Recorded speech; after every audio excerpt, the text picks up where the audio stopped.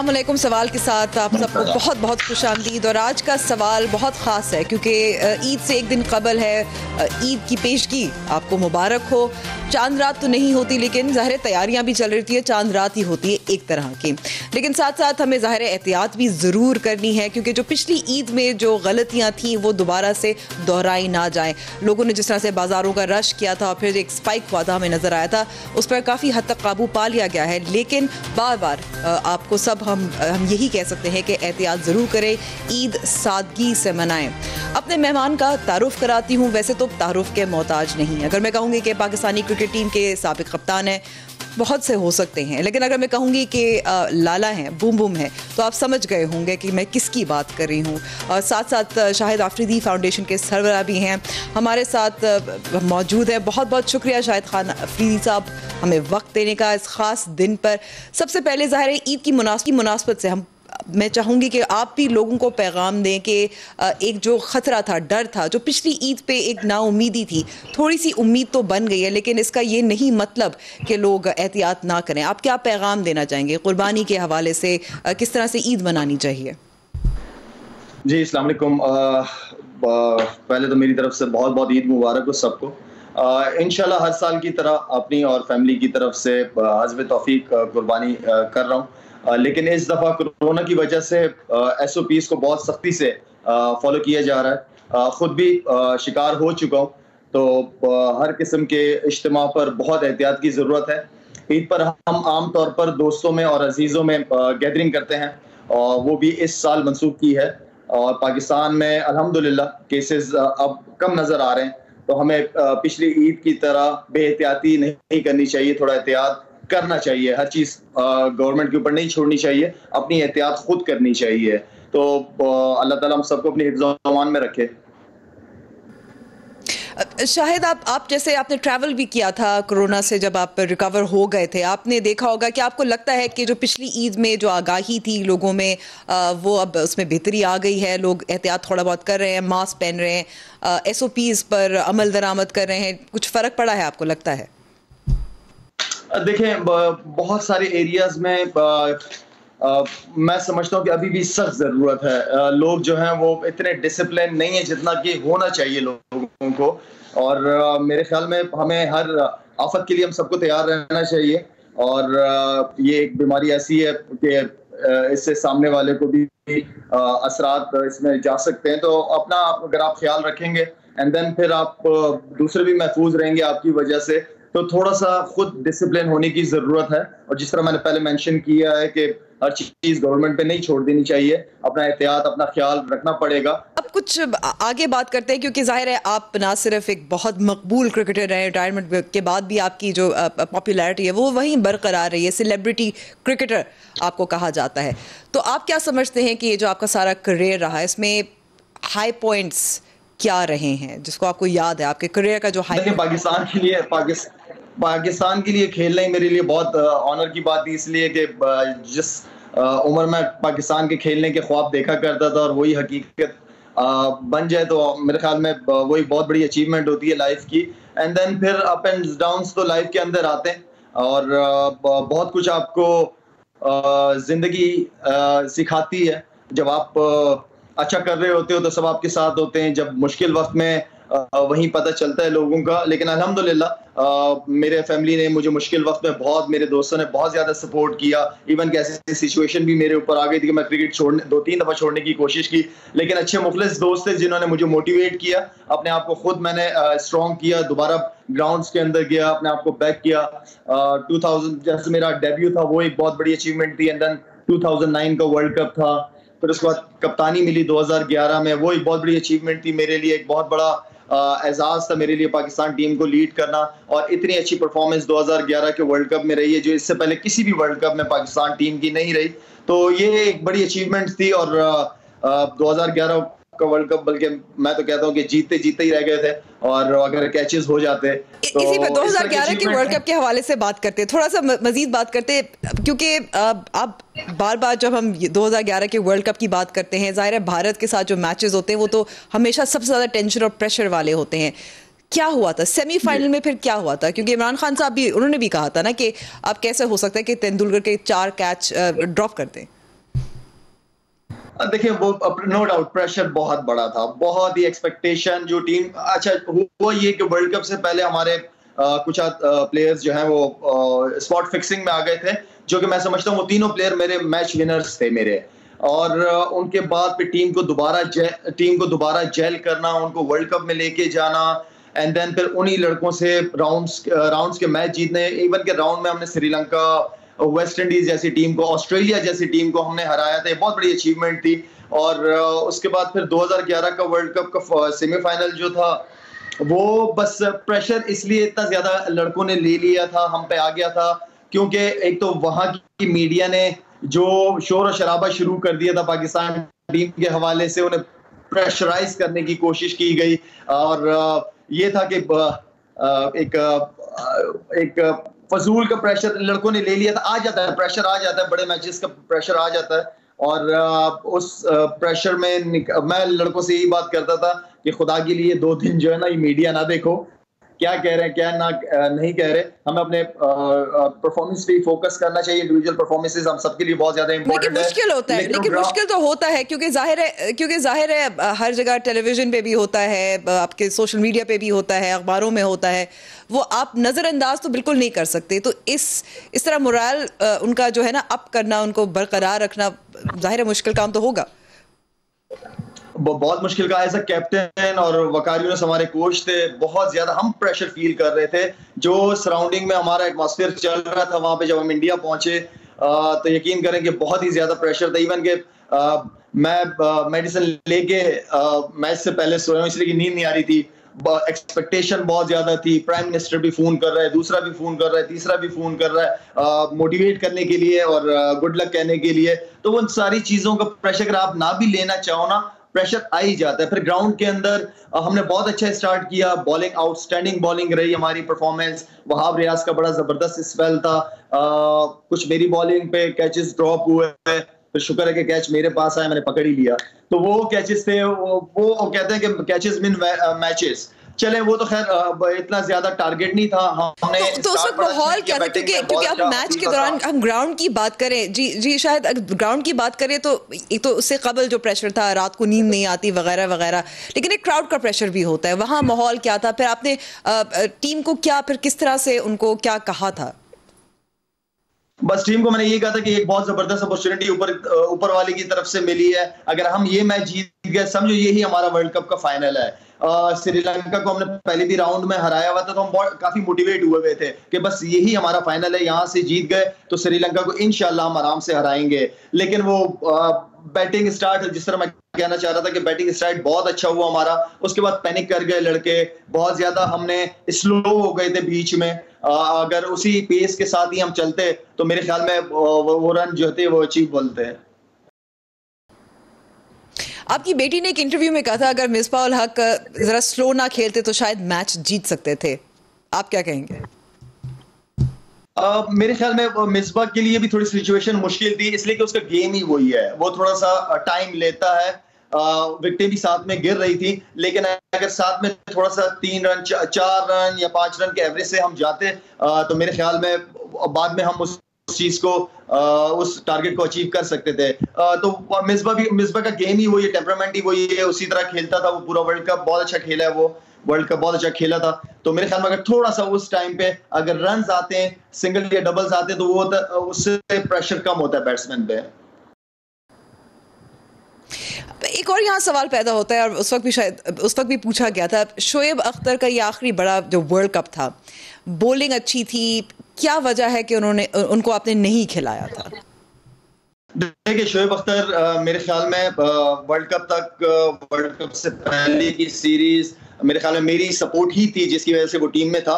और वो आखिर स्टेज पे वो बहुत ज्यादा इंजरीज के साथ क्रिकेट खेल रहा था, नी का प्रॉब्लम था उसका, लेकिन उसके बावजूद उसको मैं देखता था कि भागना, दौड़ना, एफर्ट करना।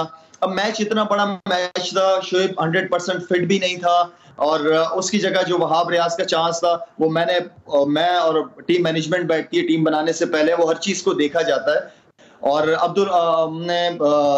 वहाब रियाज को चांस दिया शोएब अख्तर की जगह। वहाब रियाज नो डाउट उसने 5 भी आउट किया, वहां बड़ी जबरदस्त परफॉर्मेंस रही उसकी, लेकिन मैं जिस तरह चाहता था कि शोएब अख्तर की एंडिंग होनी चाहिए थी उसकी कैरियर की, उस तरह नहीं हुई। ये मैं समझता हूं कि शोएब अख्तर की एंडिंग ठीक नहीं हुई। बड़ा नाम था, बड़ी परफॉर्मेंसेस रही हैं उसकी पाकिस्तान टीम के लिए।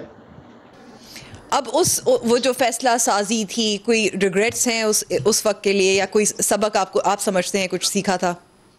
नहीं, मेरा नहीं ख्याल, बिल्कुल भी नहीं। जो फैसला किया था शोएब अख्तर की जगह वहाब रियाज को खिलाया, वहाब रियाज ने 5 आउट किए, तो मेरा नहीं ख्याल कि कोई ऐसा रिग्रेट है, बिल्कुल भी नहीं है। जो चीज़ हो जाती है और मैं समझता हूं कि शोएब अख्तर की बड़ी खिदमत रही है पाकिस्तान टीम के लिए हमेशा।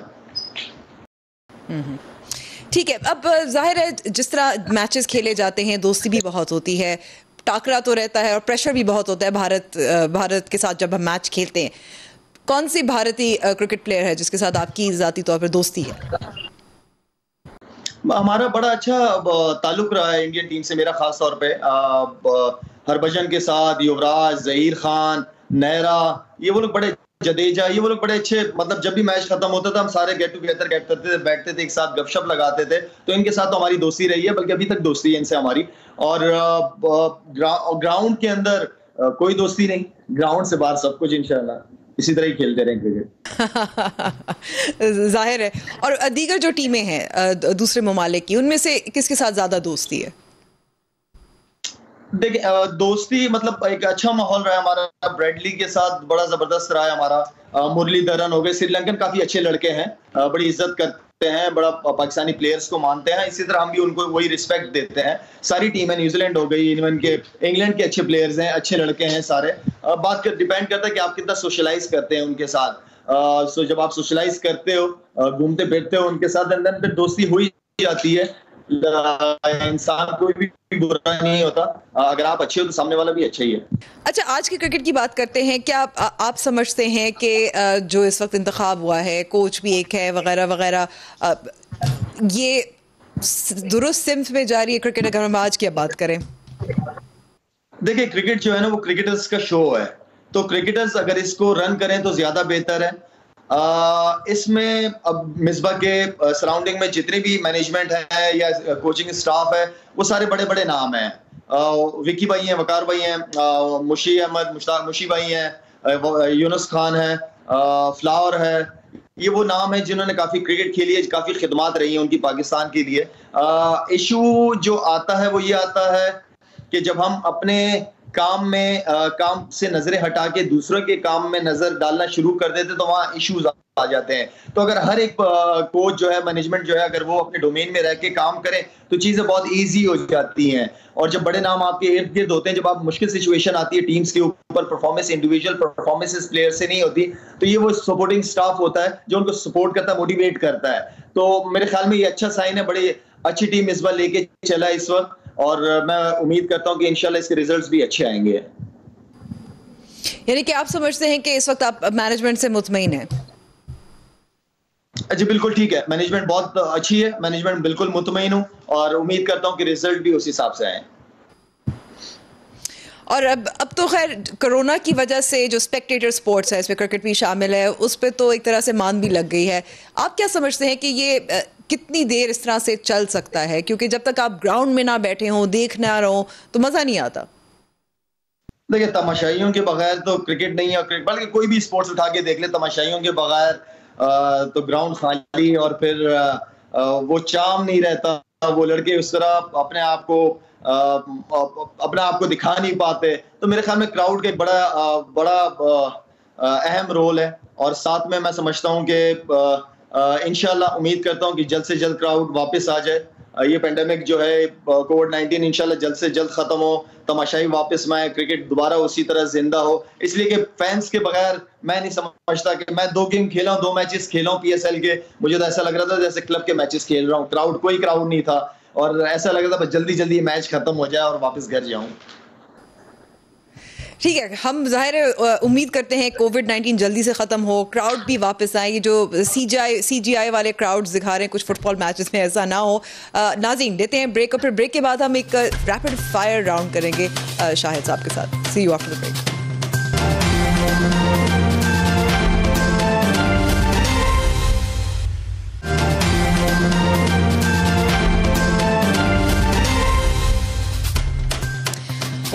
Back to the show. बहुत खुसूसी मेहमान हमारे साथ मौजूद हैं, शाहिद खान आफरीदी, लाला बूम बूम, उनको आप जो मर्जी कहना चाहें। अब कुछ रैपिड फायर राउंड करते हैं आफरीदी साहब। तो सबसे पहला सवाल तो मेरा ये होगा कि अच्छा, अब आपने अपनी बेहतरीन इनिंग्स कौन सी वाली समझते हैं? ये 1996 वाली जिसमें आपने कोई 37 गेंदों में बेहतरीन सेंचुरी भी की थी, फिर इसके अलावा 2005 में जो आपने कानपुर में भारत के खिलाफ 46 गेंदों में 102 रन बनाए थे, फिर जो 2014 के एशिया कप में जब बांग्लादेश के खिलाफ 25 गेंदों पर 59 रन बनाए थे, या 2014 में भारत के खिलाफ एशिया कप के फाइनल में जो आखिरी 2 छक्के मारे थे। देखिए, जितनी भी इनिंगें थी मुझे तो याद थी, आपको भी बड़ी अच्छी तरह याद है। इसका मतलब है कि अच्छी इनिंगें थी सारी, तो इनमें से किसी एक को ले लेना ये कोई एक होती है ना जो बहुत यादगार होती है, कोई एक होती है जो आपको बस उस वक्त जो एड्रेनलिन होती है, जो उस वक्त फीलिंग्स होती हैं, वो याद रह जाती हैं। मैं समझता हूँ ये सारी इनिंग जो आपने बताई सब में बड़ी जबरदस्त फीलिंग थी मेरी, अभी तक नहीं भूल पाया। ख्वाब में भी आती। इसमें भी देखिए, स्टार्ट आपका करियर का स्टार्ट ही अगर एक सेंचुरी से हो जाए तो वो ना भूलने वाली है। एंड देन फिर कानपुर की इनिंग, हम सीरीज हार रहे थे इंडिया से, लेकिन उस इनिंग की वजह से हम पूरी सीरीज जीत गए। एंड देन फिर एशिया कप के वो 2 छक्के, उससे पहले बांग्लादेश की इनिंग थी, वो बहुत इंपॉर्टेंट थी। वो 50 बॉलों पे मेरे ख्याल में 100 रन करने थे हमें, 106 रन करने थे, 108 रन करने थे। वो हर एक इनिंग की अपनी अहमियत थी उस सिचुएशन के हिसाब से। और अगर आप ज्यादा जिद कर रही हैं तो फिर मैं कह दूंगा कि इंडिया के खिलाफ टेस्ट मैच में 141 वो बड़ी इंपॉर्टेंट इनिंग थी मेरी। अच्छा, मैं तो सोची थी शायद आप छक्कों का जिक्र करेंगे, क्योंकि जाहिर है मियादाद के साथ भी आपको कंपेयर किया जा रहा था। मैं अल्फाज वापस ले लेता हूं, मैं 2 छक्के कह देता हूं, ठीक है? ठीक है, मेरी ख्वाहिश पर, ठीक है। लेकिन उसके बाद आपको जो रिएक्शन मिला था वो क्या था? देखिए, रिएक्शन एक तो ऐसा था कि बिल्कुल अब वो मैच इंडिया से मैच था, एंड देन प्रेशर सिचुएशन बहुत ही ज्यादा। अब जुनैद खान से पहले सईद अजमल आया था बैटिंग करने, तो मैंने सईद अजमल से रिक्वेस्ट की, मैंने कहा सईद अजमल इस बंदे को स्विप शॉट नहीं मारनी, अश्विन को आप सिर्फ सीधे बल्ले से खेल के 1 रन करके मुझे उस तरफ आने दो, फिर इंशाल्लाह कोई बात नहीं, मैं देख लूंगा जो भी होगा, लेकिन एक रन चाहिए मुझे, मैं उस तरफ आना चाह रहा हूँ। तो वो उसने मेरी बात नहीं मानी, वो भी मेरा भाई था, उसने मेरी बात नहीं मानी और वो आउट हो गया स्विप शॉट मारते हुए। एंड देन फिर जुनैद खान आया, मैंने कहा जुनैद खाना प्लीज किसी तरह बॉल को मिडिल करके एक सिंगल कर लो। जुनैद खान ने बात मान ली मेरी और वो सिंगल हो गया। एंड देन फिर मैं उस तरफ गया, मैंने कहा बस अब ये एक मौका, ऐसा मौका है मेरी जिंदगी में, या तो मैं हीरो बन जाऊंगा या फिर जीरो। क्रिकेट में तो होता है हीरो या जीरो चलता है। तो बस अल्लाह ताला ने इज्जत देनी थी अल्हम्दुलिल्लाह, और अवाम की खास तौर पे वो जो सिचुएशन थी, अवाम की इतनी दुआएं थी। मैं समझता हूँ जो दूसरा छक्का मेरा गया है वो अवाम की दुआओं से ही गया है। पूरा बॉल मिडिल नहीं हुआ था, लेकिन अल्हम्दुलिल्लाह वो छक्का हो गया था। ठीक है, अब अगले सवाल पे आते हैं। जब आपने बहुत अरसे ज़ाहिर है कप्तानी भी की थी, इमरान खान के अंडर तो आपने ज़ाहिर है खेला नहीं है, लेकिन जिनके अंडर काम किया, मैं उनमें से जो बेहतरीन कप्तान है वो आप किसको समझेंगे? वसीम अकरम, वक़ार यूनुस, इंज़माम उल हक, मिसबाह उल हक या यूनुस खान? अच्छा, मैंने वसीम भाई जब थे तब जब मैं शुरू की खेलना तो रमीज भाई की कप्तानी में खेला एक आधा सीरीज। एंड देन फिर वसीम भाई आ गए थे। वसीम भाई एक फाइटर थे, ग्राउंड के अंदर नो कॉम्प्रोमाइज। वो ग्राउंड के अंदर सिर्फ परफॉर्मेंस मांगते थे, ऑफ द फील्ड आपने जो करना है करो, लेकिन ग्राउंड के अंदर उन्हें परफॉर्मेंस चाहिए होती थी बस। मजा आया, लड़ना सीखा उनसे हमने, वसीम भाई से।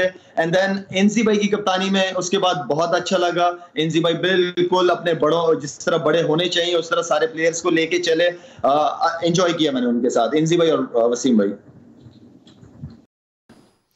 ठीक है, ये 2 आपने उनका इंतखाब किया। आपने अपनी कप्तानी में उनसे क्या सीखा? फिर एक लड़ना, फाइटिंग के ग्राउंड के अंदर फाइट करनी किस तरह, लड़ना किस तरह, गेम किस तरह छीनना है पोजीशन से, तो ये उन्होंने लड़ना सिखाया। आपको छोटी मोटी अगर इंजरी भी है, उस इंजरी को अपने दिमाग से निकाल के ग्राउंड के अंदर फील ना होने दो किसी को कि आप इंजर्ड हो। तो ये वो सारी चीजें हैं कि जो आप अपने बड़ों से सीख सकते हैं। ठीक है, आप क्या समझते हैं कि ये जो तमाम नाम है, बड़े कप्तान हैं, उनका नाम भी बहुत है, इनकी कप्तानी और इमरान खान की कप्तानी में क्या फ़र्क? देखिए, ये जितने भी कप्तान थे ये सारे इमरान भाई के अंडर में खेले हुए थे। इमरान भाई एक जबरदस्त लीडर रह चुके हैं और इमरान भाई टीम को किस तरह जेल करके किस तरह हारे हुए मैचेस जीतना है, मेरे ख्याल में यही लीडर का कमाल है। तो इमरान भाई ने एक एग्जांपल सेट की, ये वो नाम है जो मैंने आपको बताया जिनके अंडर में मैं बाद में खेला हूँ। इन्होंने उनसे सीखते हुए ये नीचे आए और हम जूनियर्स को मौका मिल गया था कि इतने सीनियर प्लेयर्स के साथ इतने एक्सपीरियंस जो इमरान भाई के साथ खेले में उनसे जो कुछ सीखा हुआ है वो हमें फायदा हुआ उस चीज को हासिल करने में। ठीक है, अगला सवाल। अब आपके ख्याल में इनमें से बेहतरीन पाकिस्तानी बैट्समैन कौन सा है? मिसबाह उल हक, इंजमाम उल हक, शोएब मलिक और मोहम्मद यूसुफ। अच्छा, अगर आप इन चारों की परफॉर्मेंसेस देख लें तो चारों ने बड़ा अच्छा परफॉर्म किया पाकिस्तान के लिए, मैचेस जितवाए हैं। अगर इनमें से अगर आप जिद करेंगी कि किसी एक का नाम बताना है तो वो मुश्किल है मेरे लिए, लेकिन मैं एनसी भाई को सबसे टॉप पे रखूंगा। ठीक है, आपने वजह भी बता दी। अगला सवाल। अच्छा, आपके ख्याल में से बेहतरीन इंटरनेशनल बैट्समैन कौन है जिससे जिसपे आपके मुख्तलिफ आपको भी खेलना उनको मौका मिला था, जैसे कि सचिन तेंदुलकर, रिकी पॉन्टिंग हो गए और ब्रायन लारा, एबी डिविलियर्स। इन चारों की अपनी अपनी क्लास। अब इतने बड़े बड़े नाम आपने दिए, अगर परफॉर्मेंस रिकॉर्ड वाइज देखा जाए तो मैं सचिन को ऊपर रखूंगा जी। ठीक है, रिकॉर्ड के ऊपर। ठीक है, आगे। अच्छा, जो मौजूदा स्क्वाड है उसमें बेहतरीन पाकिस्तानी बैट्समैन आपको कौन सा लगता है, जो बड़ा मैच प्लेयर जिसको कहते हैं? तो इनमें से बाबर आजम है, असद शफीक है, अजहर अली है और फखर जमान। बाबर आजम को परफॉर्मेंस अगर देखें तो बाबर आजम इस वक्त बैकबोन है पाकिस्तान टीम का, बड़ी जबरदस्त परफॉर्मेंसेस रही हैं और उस लड़के को इस बात का क्रेडिट जाता है कि वो तीनों फॉर्मेट के अंदर वो प्लेयर बैकबोन है इस वक्त पाकिस्तान की, ये बड़ी बात है। फखर जमान से मुझे बहुत ज्यादा एक्सपेक्टेशन थी एज अ ओपनर के वो जिस तरह पाकिस्तान टीम को बैटिंग में एक स्टार्ट चाहिए होता है वो स्टार्ट देगा। शुरू में उसने किया, लेकिन मेरे ख्याल में उसने अपने कह सकते हैं कि वीक पॉइंट्स के ऊपर जो है उसने काम नहीं किया। तो मुझे बहुत ज्यादा एक्सपेक्टेशन थी। असद शफीक केपेबल है पाकिस्तान से काफी लंबा अरसा खेलने के। अजहर अली ने बहुत अच्छा परफॉर्म किया, इस वक्त भी टीम को लीड कर रहा है। तो वो अजहर अली ने मेरे ख्याल में वो प्लेयर भी ऐसा प्लेयर है जो पाकिस्तान को काफी कामयाबियां दिला सकता है। ठीक है, अगला सवाल। अच्छा, अब आलमी जो बैट्समैन हैं उनमें से आप किस तरह से इनको कैसे रेट करते हैं? Virat Kohli, Babar Azam, Steve Smith, Hashim Amla. इन चारों में अगर देखा जाए तो इस वक्त फिलहाल विराट को ये सबसे टॉप पे रखूंगा। रिकॉर्ड्स, परफॉर्मेंसेस सब हम सबके सामने हैं। इस बड़ा ही क्लास प्लेयर है। उसके शॉट्स के अंदर जो खूबसूरती है, बड़े कम प्लेयर जी जो आपने नाम बताए इनमें से उन प्लेयरों के पास वो क्लास नहीं है जो विराट के पास है। ठीक है, तो फिर आप मवाजना करें, कंपैरिजन हम करें, हम विराट कोहली के कवर ड्राइव, बाबर आजम की कवर ड्राइव से कंपैरिजन करें तो आप क्या कहेंगे? दोनों की खूबसूरत हैं, दोनों की फेवरेट शॉट्स हैं और दोनों की मैं समझता हूं कि एक जो अगर कवर ड्राइव के अंदर बड़े कम प्लेयर बड़े खूबसूरत लगते हैं शॉट मारते हुए, तो ये दोनों प्लेयर बहुत खूबसूरत लगते हैं शॉट मारते हुए कवर में। कोई एक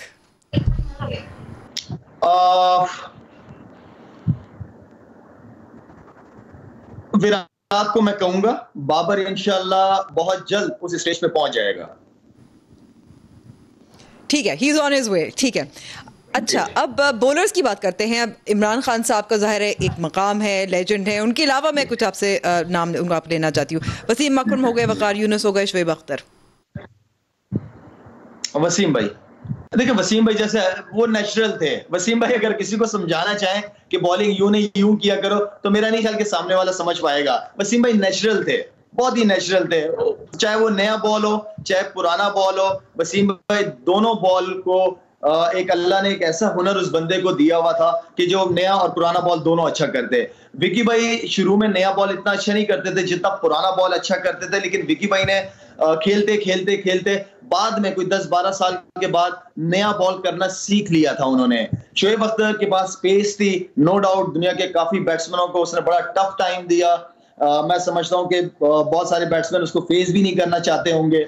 और शोएब अख्तर अगर थोड़ा सा और अपने आप को फिटनेस के हवाले से लेके चलता तो मेरे ख्याल में शोएब अख्तर काफी विकेटें ले सकता था पाकिस्तान के लिए और काफी ज्यादा मैचेस जितवा सकता था पाकिस्तान को। अच्छा अच्छा, मौजूदा स्क्वाड जो है उसमें बेहतरीन फास्ट बॉलर अब कौन सा है आपको नजर आ रहा है? मोहम्मद आमिर हो गया, शाहीन अफरीदी, मोहम्मद अब्बास और नसीम शाह। देखिए अब्बास जो है वो थोड़ा सा पिच के ऊपर इंग्लिश कंडीशन अगर हो तो मोहम्मद अब्बास जो है वो बड़ा खतरनाक बॉलर है। इसके अलावा शाहीन चाहे पिच जैसा भी हो वो जल्दी क्विक लर्नर है। उसको कोई भी चीज अगर बेहतर बताओ तो उस चीज को फॉलो करता है। नसीम शाह यंग है, तगड़ा है, फास्ट है, उसके पास एक अच्छा मौका है। वो किसी भी पिच पे, इवन कि मैं समझता हूँ जो डेड पिचेस है इवन कि उसमें भी बड़ी अच्छी बॉलिंग वो कर सकता है। ठीक है ठीक है, अगला सवाल। अब जो आलमी बॉलर्स हैं उनके बारे में बात करते हैं। आपने मोहम्मद आमिर के हवाले से बात की। मोहम्मद आमिर की बड़ी जबरदस्त परफॉर्मेंसेज रही हैं और मोहम्मद आमिर को भी इतना पता है, उसके नए बॉल की स्ट्रेंथ बहुत ज्यादा है। वक्त के साथ साथ मैं समझता हूं कि पुराने बॉल में बॉल स्विंग करने के साथ साथ आपके पास स्पेस भी होनी चाहिए। तो मोहम्मद आमिर बड़ा इफेक्टिव बॉलर है नए बॉल के साथ। इवन कि वहाब रियाज को अगर देखा जाए, वहाब रियाज भी एक ऐसा बॉलर रहा है जिसने पाकिस्तान को काफी मैचेस जितवाए और अपनी पेस से काफी बैट्समैनों को परेशान किया है। अब मौजूदा जो आलमी बॉलर्स हैं इसमें हम मोहम्मद आमिर को भी शामिल करें दोबारा से, कैसे रेट करते हैं? मोहम्मद आमिर हो गया, जसप्रीत बुमराह हो गया, डेल स्टैन हो गया, जेम्स एंडरसन। ये सारे अच्छे बॉलरों के नाम ले लिया आपने। जैसे मोहम्मद आमिर, जिस तरह मैंने कहा कि वो थोड़ी सी पेस में, पुराने बॉल में थोड़ा सा पेस में मैं समझता हूँ कि कमी आई है। अदरवाइज नए बॉल का अभी भी बड़ा खतरनाक बॉलर है। जो बुमराह है इंडिया से, मैं समझता हूँ कि आउटस्टैंडिंग बॉलर है, चाहे वो वनडे क्रिकेट हो चाहे T20 स्पेशल। और आजकल के बॉलर्स जो हैं वो स्लो वन के साथ यॉर्कर्स कम यूज करते हैं। मैं समझता हूं कि बुमराह का स्लो वन और यॉर्कर इस वक्त पूरे जितने भी बॉलर्स हैं दुनिया में, मेरे ख्याल में उस जैसा यॉर्कर मैंने नहीं देखा इतना कंसिस्टेंट कि एक ओवर के अंदर 4 यॉर्कर्स मारना, और वो भी टारगेट पे। आई थिंक ये एक बड़े जबरदस्त स्किल्स है उसके पास। इसके अलावा स्टेन की आपने बात की, साउथ अफ्रीका से आउटस्टैंडिंग रहा है वो बंदा, इतना फिट बंदा। मैंने बड़े कम क्रिकेटर्स हैं जो बहुत ही फिट हैं, तगड़े हैं। इसके अलावा जो आपने चौथा नाम किसका लिया था? एंडरसन का आपने नाम लिया। एंडरसन मेरे ख्याल में इंग्लैंड का की भी बात हो गई, डेल स्टैन की भी बात हो गई, जेम्स एंडरसन वाइड बॉलर है इंग्लैंड टीम का, जो मेरे ख्याल में सबसे ज्यादा उसकी विकेटें हैं और वो भी इंग्लिश कंडीशन में ज्यादा कामयाब रहा है वो बॉलर। सो लिमिटेड है। अच्छा, अब हम लेंगे ब्रेक, लेकिन ब्रेक के बाद हम चाहेंगे कि आप थोड़ा सा जो आप फिलैंथ्रोपी जो काम है आपका, फाउंडेशन का काम है, उस पर भी बात करेंगे आफ्टर द ब्रेक।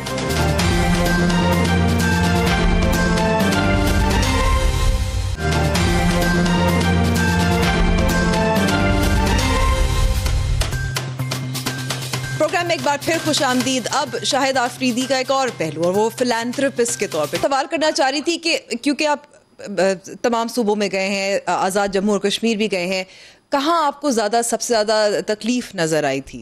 पूरा पाकिस्तान घूमा तो मैं समझता हूँ कि बलूचिस्तान का एरिया जो है वो सबसे ज्यादा परेशानी में है। वहाँ के लोग सबसे ज्यादा तकलीफ में है, वहाँ के लोग। अगर उसके बाद बलूचिस्तान के बाद अगर कोई एरिया है तो मैं समझता हूँ कि अंदरूनी सिंध है। सिंध में ऐसे बहुत सारे एरियाज हैं जहाँ लोग, अब 21वीं सदी के अंदर भी अगर हम हैं तो रोड के ऊपर मैंने खुद अपनी आंखों से डिलीवरी होते हुए देखी है। मैंने सिंध के अंदर ऐसी जगह देखी है जहां से बच्चे और जानवर एक ही जगह से पानी पीते हैं।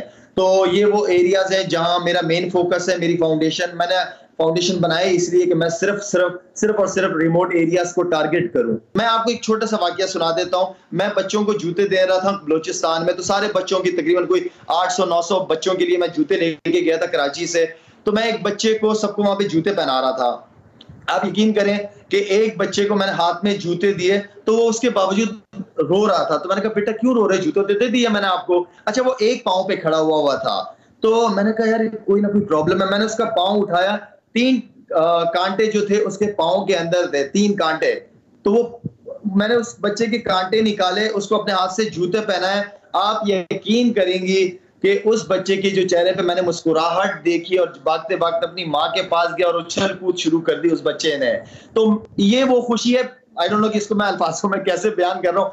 ये बहुत मुश्किल अल्फाजों में बयान करना, लेकिन उस बच्चे की मुस्कुराहट, तो मेरी सबसे रिक्वेस्ट है कि प्लीज जितने भी अल्लाह ताला ने जिनको नवाजा है, अपनी गाड़ी में थोड़ा सा सामान रख के ये हब साइड पे चले जाएं, दूसरी जगह पे चले जाएं, बहुत लोग मिलेंगे उन्हें, और अपने बच्चों को लेके जाएं ताकि उनको सिखाएं, उनको ताकि उनको दिखाएं, भी उनको बताएं कि एहसास बेटा हो। हम क्या बिल्कुल। जिंदगी गुजार रहे हैं और ये बच्चे क्या जिंदगी गुजार रहे हैं। एक और जो इलाका है जिसका बहुत सालों से वादा रहा है कि इस इलाके को बेहतर बनाना चाहिए, क्योंकि आपने अभी साबका फाटा के इलाके हैं वहाँ का भी दौरा किया है, वहाँ आपने क्या देखा, क्या लोगों के जज्बात हैं, क्या उनकी जिंदगियाँ कुछ बेहतर हुई हैं इन 2 सालों में? देखिए, उन्होंने 70 साल से पाकिस्तान के लिए बड़ी कुर्बानियां दी हैं। आप उनके होते हुए आपको वहां पे फौज की जरूरत भी नहीं है, वो वॉरियर्स रहे हैं हमेशा, उन्होंने इस मिट्टी से प्यार करते हैं, इस मिट्टी पे अभी भी जान देने के लिए तैयार हैं।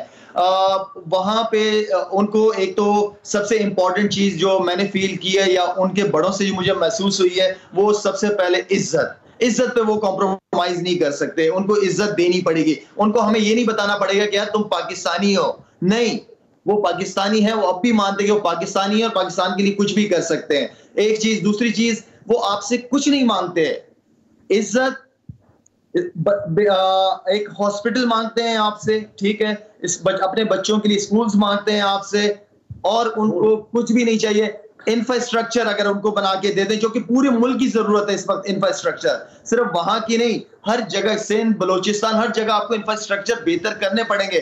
पहिया चलेगा तो काम होगा।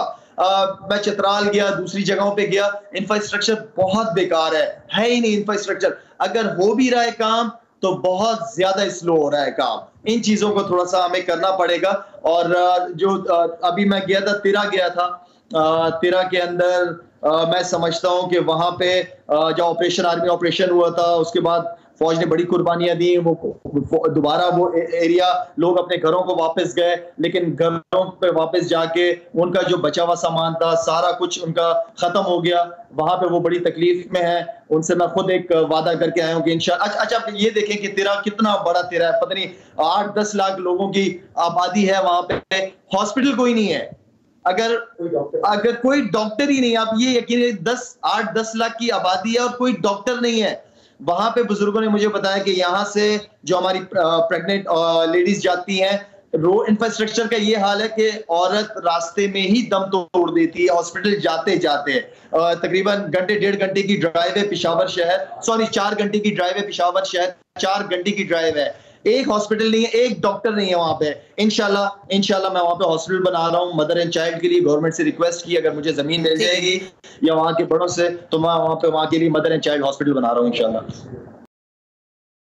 ठीक है। और वहाँ यहाँ अब जो एक आपको लगता है कि आपने 4 माह जो गुजारे हैं, इसमें हुकूमत की कारकर्दगी के हवाले से क्या मूड बन रहा है? क्योंकि हम यहाँ स्टूडियो में बैठ के सियासतदानों से तो पूछ लेते हैं, लेकिन जो ऑन द ग्राउंड जो लोगों से बात करते हैं उसका कोई मवाजना नहीं है। देखिए, मैं एक फाउंडेशन रन कर रहा हूँ। मुझे समझ आ गई है कि कोई काम जो है वो इतना आसान नहीं होता। और ये तो रही बात हुकूमत की पाकिस्तान चलाने की, तो मेरे ख्याल में पाकिस्तान चलाने के लिए 2 साल तो हो गए। अब इमरान भाई के पास टाइम है, 2 साल इलेक्शन, 5वां साल जो है वो इलेक्शन की तैयारियों में चला जाता है, 4था साल। तो मैं समझता हूँ कि ये 2 साल हैं, इसके अंदर डिलीवर तो करना पड़ेगा, इसलिए कि हमें इलेक्शन से पहले बहुत कुछ ख्वाब दिखाए गए। और मैं उम्मीद करता हूँ कि इमरान भाई और उनकी टीम जो है थोड़ा सा अपने प्रोसेस को तेज करेगी, कामों को तेज करेगी। और इंशाल्लाह जिस तरह आप उम्मीद से, इस तरह हम भी उम्मीद से हैं कि हुकूमत अपनी जो रिस्पॉन्सिबिलिटीज हैं और अपने जो काम है उनको तेज करके जल्दी कोई रिजल्ट, आवाम की जो प्रॉब्लम्स है उसको हल करने में कामयाब होगी। बिल्कुल, चाहते तो यही सब है कि लोगों के जो मसाइल हैं वही हल हो। लेकिन अब थोड़े से मसाइल से हटकर अगर बात करें तो एक ड्रामा है, तुर्की का ड्रामा है अर्तुगरुल। ये इमरान खान साहब ने इसको प्रमोट भी किया है, लोग बहुत बड़ी तादाद में देख रहे हैं। आपने देखा, क्या कहते हैं आप उसके बारे में? मुझे तो मेरे दोस्त हैं, एक दोस्त है मेरे नसरुल्लाह, वो मेरे तकरीबन कोई 4-5 महीने से मेरे पीछे लगा रहा, देखना है, तुमने देखना है। मैंने, तुम्हारा दिमाग खराब है यार, 500 एपिसोड्स कौन देखेगा, 5 सीजन, मैंने कितना टाइम किधर है? कह रहे नहीं लाला, बस आपने 1-2 जो है ना 3 देखने ही देखने, आप शुरू तो करो। खैर, मैं बांग्लादेश में था, तो बांग्लादेश में वहां पे क्रिकेट और होटल, वहां पे कुछ और एक्टिविटी हो तो नहीं होती।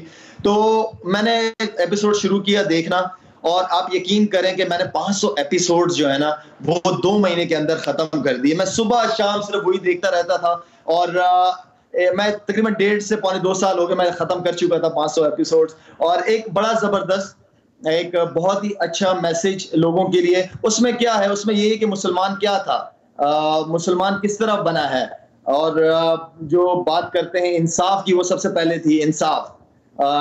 दीन जो है वो हमारे, हम कहते हैं कि दीन अमन का है, अमन का है। हम मानते हैं दीन अमन से फैला है, लेकिन साथ में दीन तलवार से भी फैला है। तो मेरे ख्याल में एक बड़ा जबरदस्त मैसेज मैंने भी देखा। अब बच्चे इतना शौक से इंटरेस्ट बना। तो आपने 2 साल पहले, आपने 2 साल पहले देखा था, तो कहीं आपने तो नहीं सजेस्ट किया था इमरान खान साहब को?